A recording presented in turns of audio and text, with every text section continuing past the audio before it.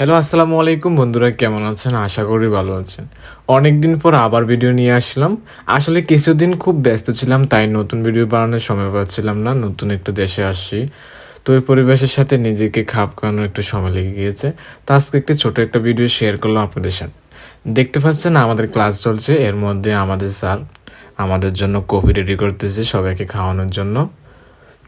সত্যি বলতে এমনকি আমাদের জন্য এমন টিচার পাওয়া অনেক ভাগ্যের ব্যাপার। এমন যত্নশীল মানুষ খুবই কম দেখা যায়।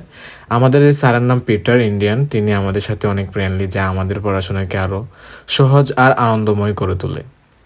স্যার আমাদের সাথে একদম বন্ধুর মতো কথা বলেন, মাঝে মাঝে দুষ্টামিও করেন, আবার সময় হলে খুব সুন্দরভাবে পড়াও বুঝিয়ে দেন।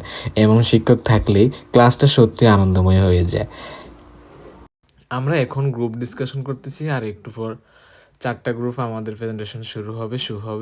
সবাই নিজ নিজ টপিক নিয়ে আলোচনা করছে। সত্যি খুব সুন্দর একটা পরিবেশ। এর মাঝে স্যার নিজ হাতে সবার মধ্যে কফি বিতরণ করলেন। এই ছোট ছোট যত্নগুলো আসলে অনেক বড় কিছু মনে হয়। আসলে ছাত্র শিক্ষকের মাঝে যদি এমন ভালোবাসা, সম্মান আর বন্ধুত্বপূর্ণ সম্পর্ক থাকে, তাহলে পড়াশোনার কঠিন লাগে না। ক্লাসটা হয়ে ওঠে নিজের পরিবারের মতো একটি সুন্দর জায়গা। বিদেশে এসে পড়াশোনা করতে গিয়ে বুঝলাম শিক্ষা শুধু বইয়ের মধ্যে সীমাবদ্ধ না। এখানে সম্পর্ক, সম্মান আর বোঝাপড়ারও অনেক মূল্য আছে।